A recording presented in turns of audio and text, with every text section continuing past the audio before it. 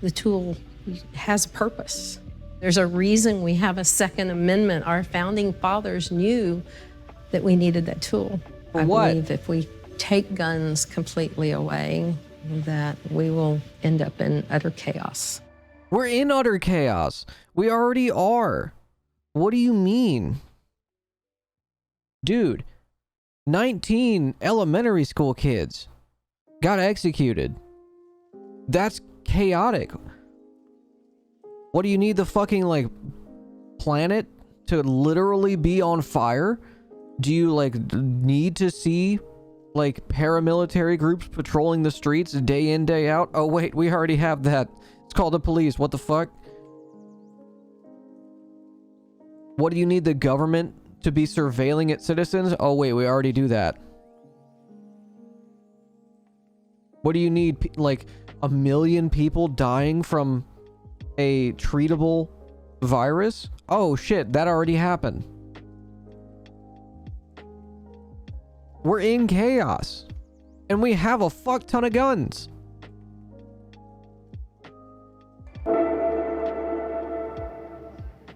I think one can say effectively that guns no longer are an instrument of utility. All right, they fully graduated or transformed into a symbol of identity. The overwhelming perpetrators of mass shooters in the United States are white men. This latest shooting seems to flip the script. We don't know much about the shooter, but he appears to be Latino. Does that surprise you? Does it surprise me? It would surprise me if he advocated for the same white nationalist ideological incentive or reason why he did this. But I would say that the relevant observation is here that you're going to find in terms of the rise of mass shooters is what he shares with many of the white shooters is a sense of a strong and intense sense of social disconnectivity, a sense of personal alienation, not having access to historical social linkages that from which mental health is derived. There is a racial dynamic here that hasn't been appreciated yet when one is talking about expanding access to guns. All right. The United States has never. She's scared and has anxiety to the point where she needs a gun to counter the anxiety. She doesn't realize that the guns are causing the anxiety in the first place. Yeah, it's a cyclical logic. It's just a constant negative feedback loop that these people are subjecting themselves to. That happened to me, okay? When it was 2020, we're in fucking lockdown. There's like a very real possibility. I'm talking about like summer of 2020, right? We're all in lockdown. There's massive protests happening all around the country that I support. There's also white nationalists, straight up fascist gangs going around the fucking country. These paramilitary groups, Proud Boys, 3%ers, Boogaloos, Patriot Prayer, KKK. Fucking America First. There's these motherfuckers running around the country fighting protesters, talking about how we need like a fucking ethno state. People forget that that was happening, that there are just like motherfuckers out here rocking swastikas and shit saying like, hell yeah brother, we need to get the black people out of this country, we need to fucking make America white again. People forget that shit happened. Easy solution, you claim it's a Second Amendment right, fine, you can have as much era appropriate weaponry as you'd like. Era appropriate. What, do you mean like when the Second Amendment was created, so everybody's walking around with fucking like blunderbuss and flintlock pistols?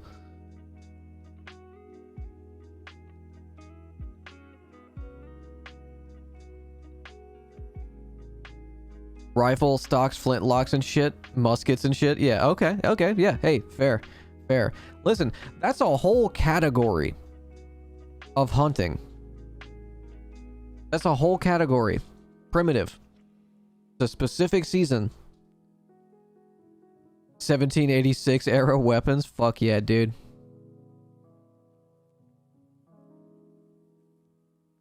Motherfuckers like to talk shit until I roll up with the blunderbuss. Because I assure you they had no concept of the power possible today. Yeah, and even the concept we have now of the Second Amendment didn't exist 60 years ago. That wasn't a thing. What we have now was not a thing 60 years ago. Less than a century. 1960, dude. 1960. This shit wasn't a thing. This is the NRA. This is the gun lobby. This is firearm manufacturers.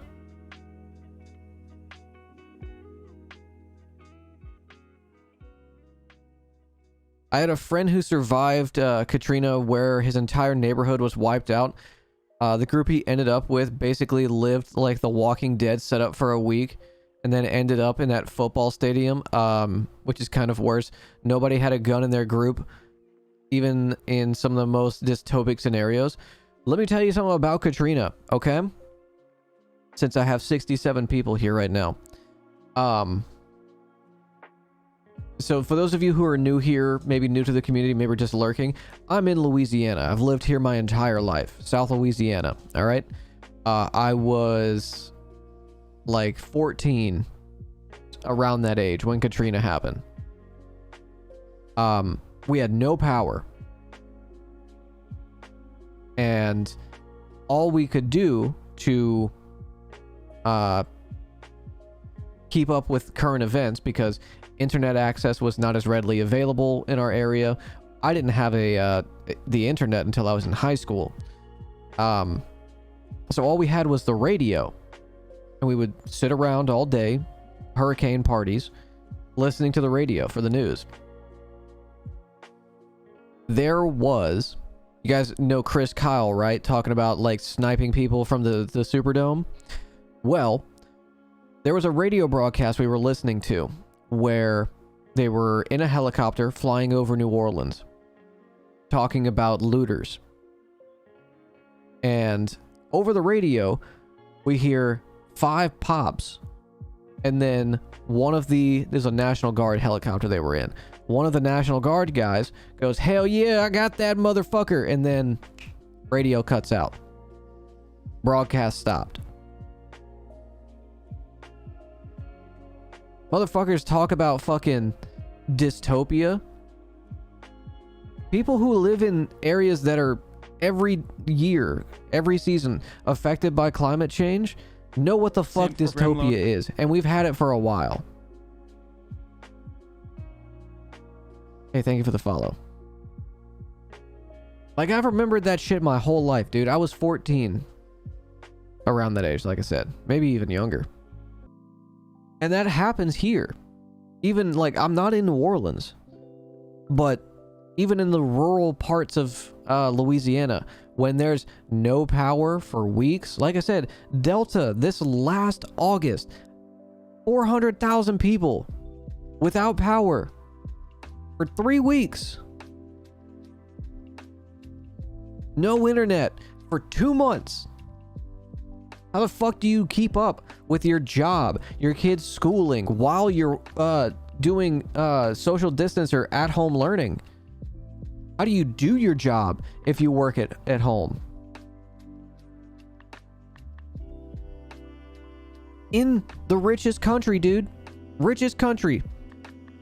But because this happens multiple times a year, and this is not just unique to Louisiana or Mississippi or Alabama, Georgia, South Carolina, Florida. It's not unique. It happens all over. It just happens to poor people. People don't give a fuck when it happens to poor people living in poverty. And guess where all the poverty is? It's in the fucking rural areas. Not just impoverished because they have no economic mobility. Impoverished because of lack of healthy food. All of these areas are food deserts.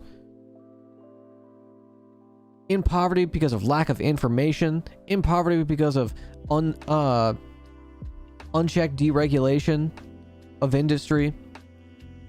Fucking, you guys have all heard it before. 84 miles along the Mississippi River in Louisiana is just called Cancer Alley. 60% higher cancer rates than the rest of the country. The South has failed ever since the Industrial Revolution. We should have literally raised the South at the end of the Civil War. Just started from scratch. And then you couple all of this poverty that people have, infrastructure just abysmal, just awful. You couple all of that with religious zealotry that is tied to its culture, because the only hope you have is in some kind of higher power, that like there's something, there's got to be a reason that we're suffering so much. So you couple that poverty with religious zealotry and a tradition of Catholicism, Christianity, whatever flavor of Christianity you have. A massive fear of anything that's outside, because you were told your entire life that, you know, the worst conflict in American history, the Civil War, was actually the war of northern aggression, and that you know, one day the North is going to come back and they're going to, you know, just destroy the South, take away all of our cultural monuments. They're going to, you know, wipe away our identity. And then you give them guns. You remove power from this region of the country for any longer than 2 months. You start cutting off water, or it becomes less accessible. There's no access to information. They'll start doing fucking Al-Qaeda shit. Make no mistake.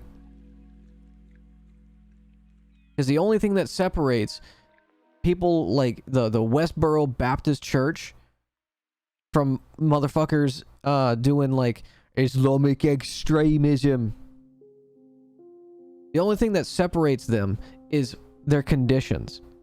The conditions of rural, like, ride or die Christian nationalists in the South, and motherfuckers like ISIS or some shit.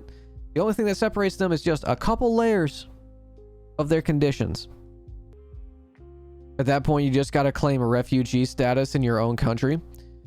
I've thought about that in the past. It's like, can Americans claim refugee status in Canada because of our economic conditions that we exist in? Like, can we do that? There's no healthcare here, dude. There's no healthcare. It's too expensive. Housing doesn't exist. Like, if the day we can claim refugee status, I'm getting the fuck out. Al-Qaeda. Yeah. All right, let's get back to this. I'm sorry. That was a tangent.